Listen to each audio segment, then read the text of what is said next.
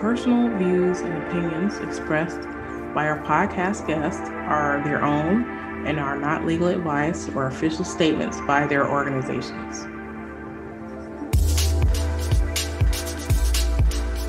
Hello, my name is Debbie Reynolds. They call me the Data Diva. This is the Data Diva Talks Privacy podcast, where we discuss data privacy issues with industry leaders around the world with information that businesses need to know now. I have a very special guest on the show, Vikram Venkatasubramanian. He is the founder and CEO of Nandi Security. Welcome. Thank you very much. Thanks for having me. I can't introduce you like I don't know you. Vikram and I know each other very well. We got to know each other because we were collaborating as part of a huge international group that is doing a project with IEEE. The project is named the IEEE Cybersecurity for Next Generation Connectivity Systems. And part of that effort is split out into multiple different groups. So the group that I'm the chairperson of, the human centricity for data control and flow and context of a person. And I had a golden opportunity to choose a co-chair, and Vikram was the first person I thought of. Thank you for bringing me into that fold. That it has been an absolute honor and a mind-blowing experience so far working together. Yeah, you have such not only deep knowledge in cybersecurity, you care about people. So I think that really helps. And then you have so much drive or energy. So you really help me so much. I'm really proud and thrilled about the work that we're doing. I think IEEE is very interested in the work that we're doing. They see all the good things that are happening. I want to do a shout out also to Vikram. He's also been a guest on the podcast. So he's really been the driver behind this effort, and it's really amazing. So we'll talk a little bit more about that project later because we definitely want to get more people involved. So before we go into that, please introduce yourself. Tell people about what you're doing, your trajectory in your career, and why this issue of human centricity is so important to you. Absolutely. Just by way of introduction, being a technologist for 25 plus years, started my career in the telecom space. Actually, I started my career in the healthcare IT space, but then moved to the telecom space to leverage the whole dot-com boom back in 1998, 2000. Joined a high-flying startup in Silicon Valley. We went IPO. We were the 30th largest IPO on NASDAQ. At that point, I was supposed to be retired by now. But what happened was the CEO committed accounting fraud and the whole company went bankrupt. We ended up getting bought for a bag of peanuts by a very big telecom company. And I spent almost a decade in the telecom space. I realized at that point that my career is having a gradual corporate progression, and I wanted to get out and start something of my own. But I didn't have any business jobs. I was more on the technical side. So I said, let me go back to school full-time for my MBA. So quit my job, went to school full-time for my MBA, finished my MBA in 1 year, and I came out and started a company again in the telecom space. Unfortunately, at that point, the year was 2008, 2009, the worst ever time to start any kind of a company, no funding available. We worked on it for about a year and a half, two, as long as our credit cards would allow. And then we shut it down. But serendipity took effect. And during that process, we had gotten connected to some local cybersecurity companies out here in the Boston area. And one of our contacts there said, hey, you seem to have some excellent ideas. Why don't you come join us now that you're shutting down your company? So I ended up in the cybersecurity space as a result, and I've been in the cybersecurity space all along, mostly in the enterprise cybersecurity space. I've worked at or with pretty much all of the big enterprise cybersecurity companies, bringing products to market, partnerships to market, building go-to-market plans, executing in the field, etc. I got to mingle with some of the top cybersecurity brains in the world. And the dinner conversations are always almost around what they were doing to protect themselves in their home. And I was very intrigued by that. And when I learned what they were all doing and the extent to which they were taking cybersecurity in their home seriously, even as far as like 7, 8 years back, I started to look into it a little bit more myself and started to gain a lot of the technical skills around that. And when I investigated it in depth, essentially by Wireshocking my own home and looking at what is happening, it opened my eyes. And from that point on, I figured, hey, the cybersecurity problem in the consumer space is very unsolved. People are very exposed. And now we are in an era where the smart home is booming. And it's not just smart home. The future is not just going to be devices in your home that are connected, but devices that are wearable, that are connected, devices that are implanted, that are connected, and devices that are ambient, that are connected, that you're going to be interacting with all day long. So in this world, how do you address the problems? That's essentially the origin story of how I got into consumer cybersecurity and specifically around privacy, because very quickly I came to the realization that you can't solve for security in the home without solving for privacy. That's a perfect runway for what you're doing or what we're working on together. Let's talk about the connected home. Yep. So, one of the reasons why I decided to focus a lot of my attention on IoT and connected systems is because I did see a lot of the privacy issues that come up. And so I feel like a lot of people who are selling these products, selling the convenience, the cool factor, and all that stuff. And I think that's great. Nothing wrong with that. But these technologies do come with downsides. And I feel like the risk is taken on by the consumer, but the consumer is not educated enough to know what they need to be doing and what they need to look for. So it becomes their problem. And if something bad happens, we can't go back to the manufacturer and say, hey, you did this or you did that. So tell me a little bit about this problem. Exactly, spot on, Debbie. And by the way, you're underselling yourself by saying that you're just looking into it. You're leading the world in thought leadership on this. That being said, yes, you're spot on, right? This is not about denying people the convenience of smart devices and apps. These things, I love them, I use them, and they make my life better. It is about enabling the informed choice. Would you let a stranger into your home and give them unlimited access? No, you wouldn't. Why? Because you know there's intrinsic dangers to it. This is about bringing that same level of tension for this consumer around bringing these new devices, apps, etc. So the way I look at it is that it's not just devices. The attack surface of the home is comprised of four things: three devices, apps, online services that you use, as well as the people in the home. All four of these need to be addressed in order to be able to address the smart home problem. And I think the biggest thing people realize is that there's a reason why a lot of these devices are sometimes free or very cheap. The companies that are making these and providing these devices or apps or online services are able to survive is that they are monetizing something else. If it's free, you are the product. We've all heard that. We've also heard data is the new oil. And there are some arguments for and against that. But either way, the fact that your data is extremely valuable in that it informs not just how people use their products, but also enables company to monetize it as a commodity in itself, as an offering in itself, says a lot. People are suspicious about that thought. Let's just do the simple exercise. Just go look up the valuations of all the publicly traded companies on the NASDAQ and Dow that sell your data and add them up and just see how big an industry it is. It's well over hundreds of billions of dollars in the US alone. Why are people spending so much money on the data? Because it informs a lot of things. I had a friend who worked for a very major online retailer as the head of product. And one of the things he said to me, like, struck out to me very strongly, which is he said, Vikram, if I know four things about you, there is a very high 90 plus probability that I can predict the fifth thing about you. And even if you don't know it, I know it, just based on the data that they've been able to collect on past behaviors and how they're able to predict future behaviors. It informs a lot of these systems, including online retail, apps, whatever it is. So that's exactly what I want people to be aware of, is that my intent is that hopefully not just my company, but it's an ecosystem of players.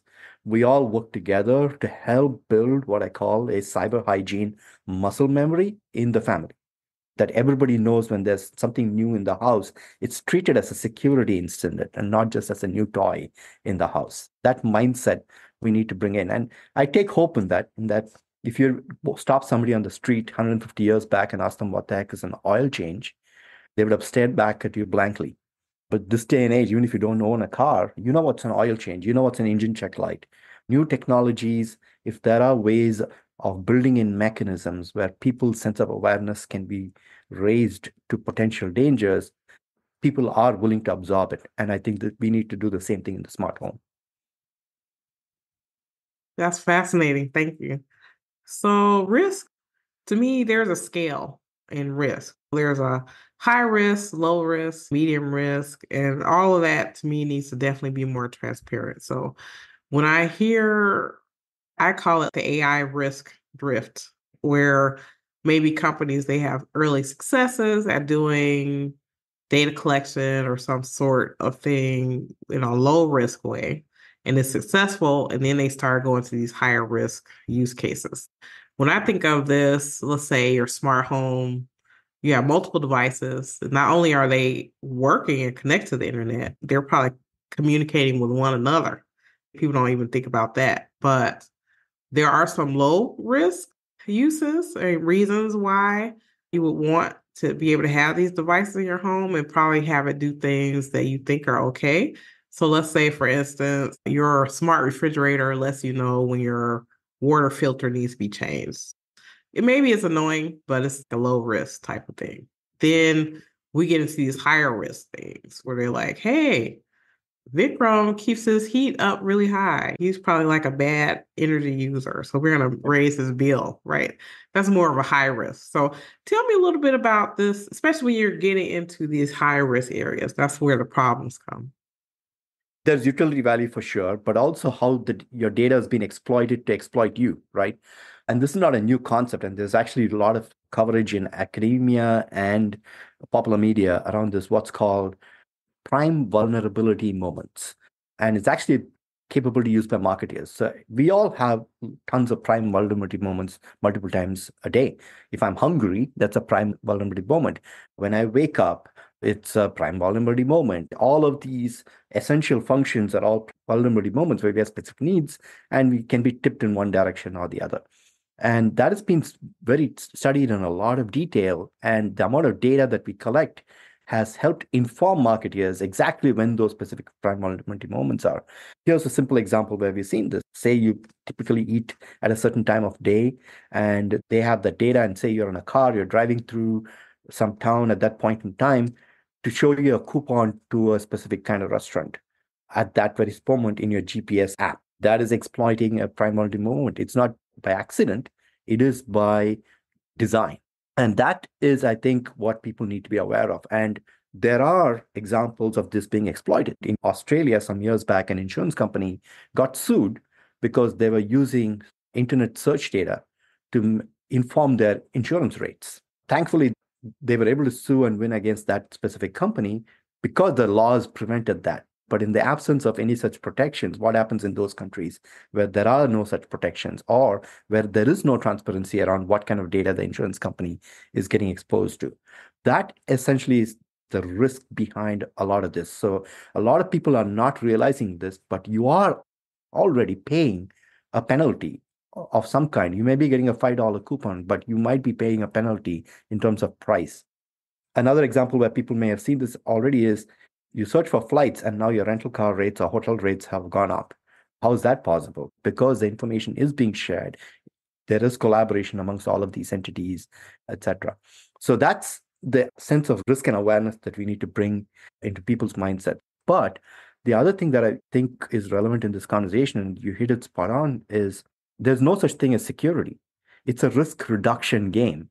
You're not protected. You can't be 100% protected. It's a risk reduction game. So I think that's also something that is harder to convey to a consumer mindset, but it behooves all of us to be able to convey that and say, okay, sure, you may not be able to stop your data from getting everywhere, but right now it's going to 3,000 different companies. And how about you reduce that to maybe 100?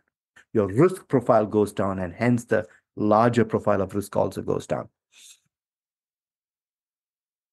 Yeah, I think you're right. I think we need to be realistic. So minimizing risk, I think, is the most realistic thing.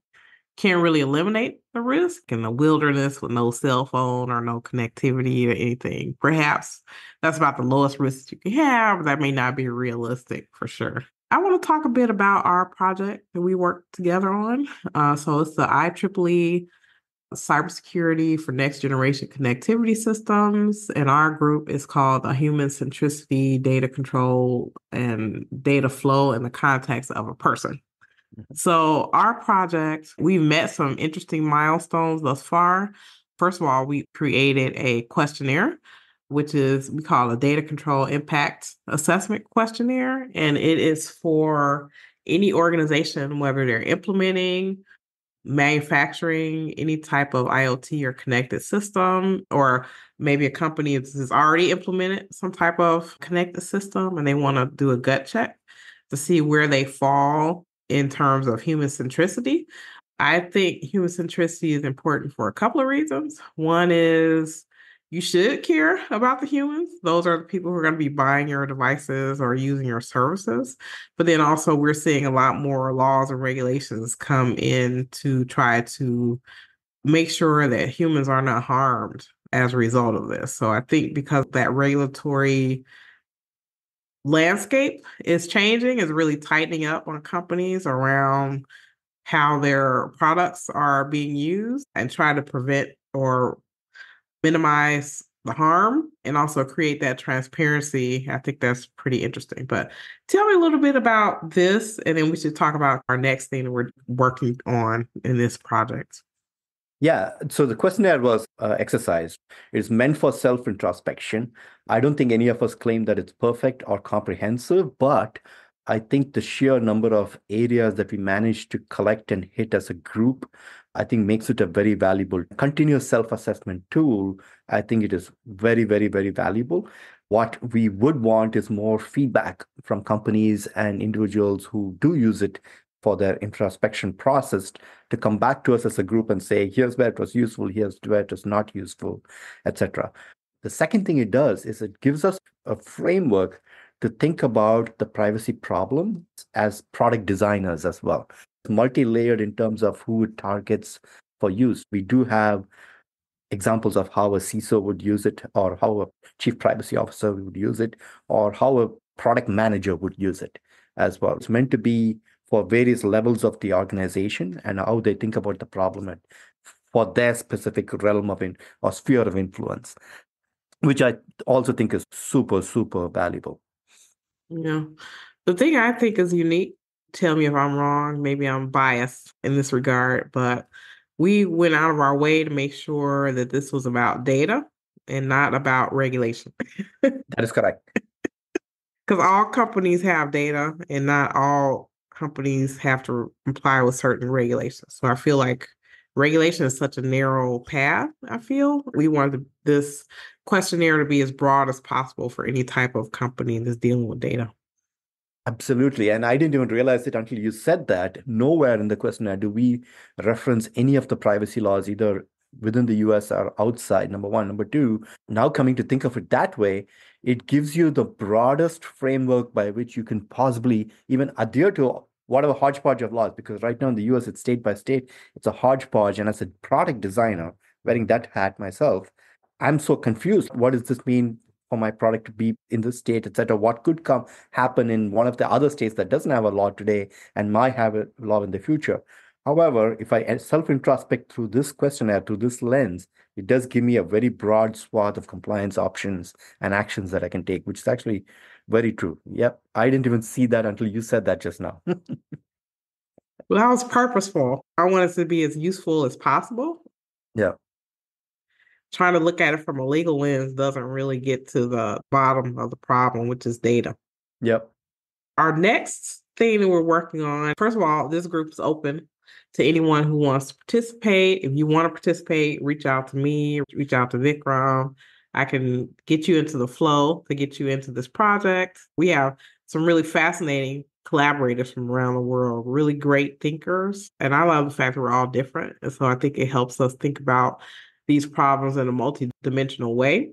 But also, we're trying to create, right now, we're calling it a privacy label. I'm not sure what we're going to call it in the future, but it's basically a better way to be able to assess these types of connected systems.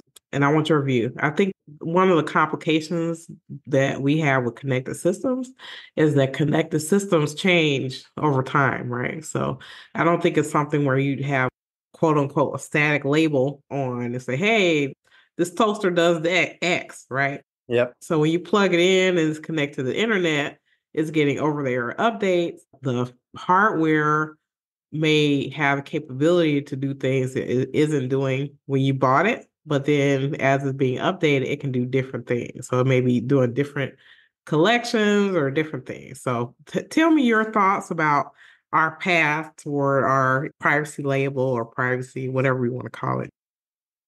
Fundamentally, the group subgroup is human centricity. What we did with the introspection questionnaire is give human centricity to the companies that are making the products.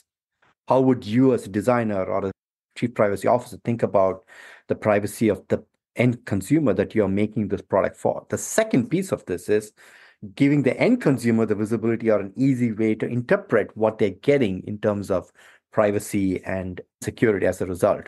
This is the part that I'm super, super, super excited about. And I know there's already been work in academia around privacy nutrition labels, but there are still some gaps. And I think that's what we are trying to address as a group. But really, it's about, hey, if I'm buying an app or a device or I'm signing up for a new online service, in one simple, easily readable snapshot, how do I understand what are my risks? That's really what this is leaning towards, to exactly like what's there on food labels. This is now getting mainstream thanks to the Cyber Trust Mark program. The Cyber Trust Mark program talks about the security of the apps, devices, etc., that you'll bring into your home, but it does not address privacy. And that's the other piece of it that we are bringing into this equation. So what if every company would be able to provide such a label? And how do we enable standardization groups to take the work that we've done and then run with it to bring it into standards and help companies adhere to those standards? That's the intent here. This is interesting because we want more people here, not just because we want privacy people speaking about this, but we want non-privacy people also participating and providing the feedback, because it gives us a window to the opportunity to review this before making any kind of an online purchase of any kind. Yeah, I think the interesting thing about what we're trying to do, all of us are egghead people, and we do love to have people in the group that are not necessarily in privacy, not necessarily in security, just people who care about this topic that can give some feedback. Yeah. But then also, we're not replicating or duplicating work that other groups are doing.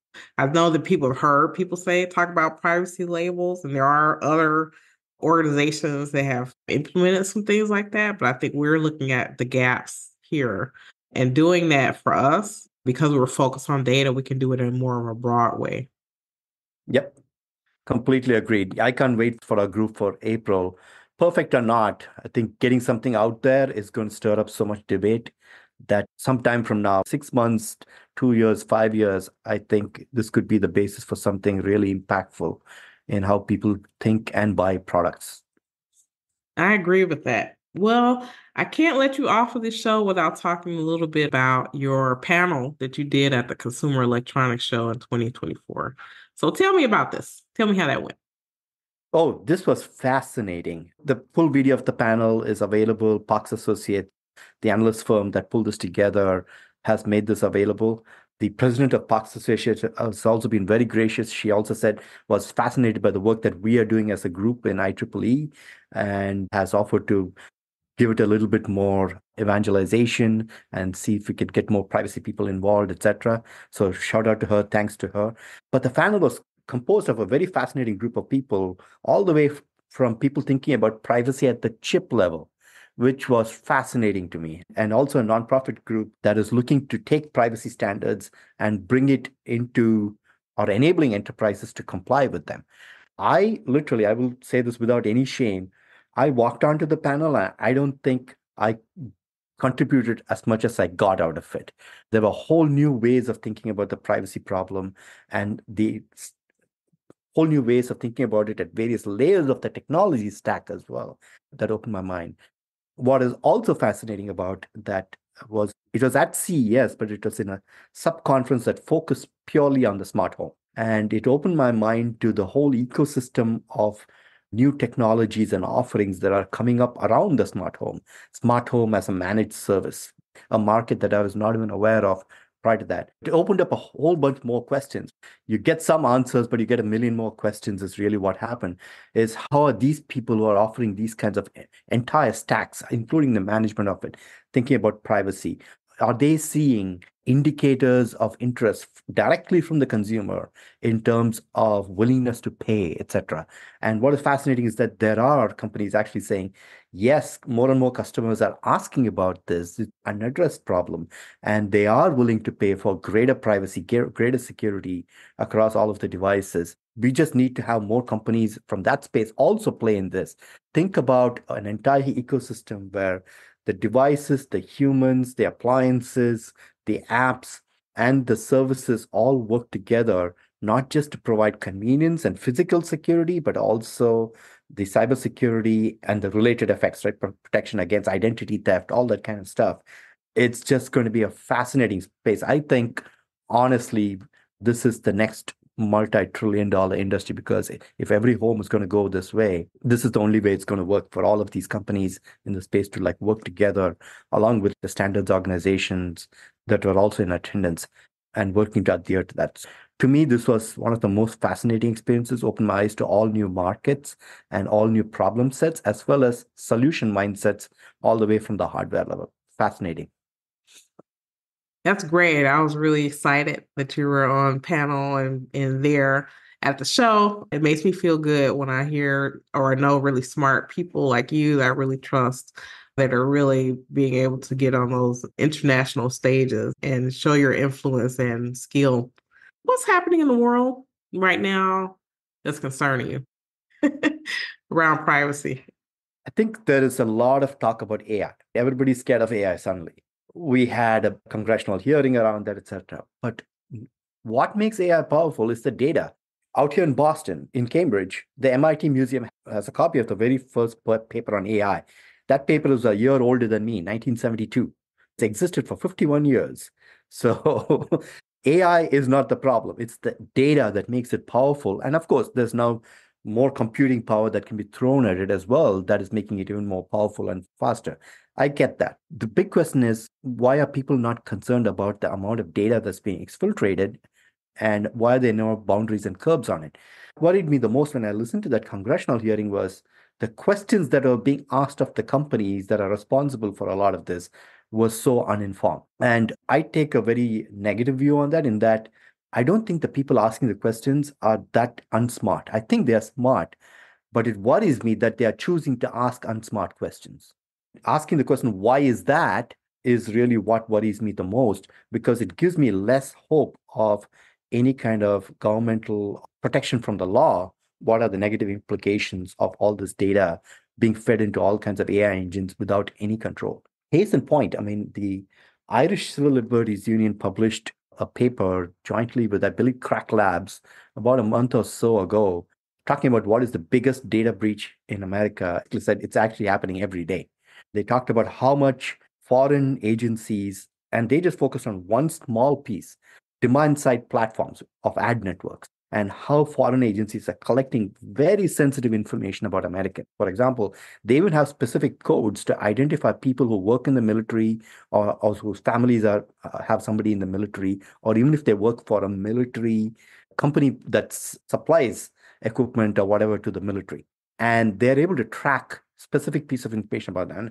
And this is very sensitive, right? Knowing if there's somebody who works for, say, one of the big defense firms, and their family there's somebody in their family with some kind of a health condition, that is sensitive information. And that's actually being traded thousands of times a year through these ad networks. They literally tracked a lot of metrics around that and put out a report. And they computed that it's happening thousands of times a day for every single person.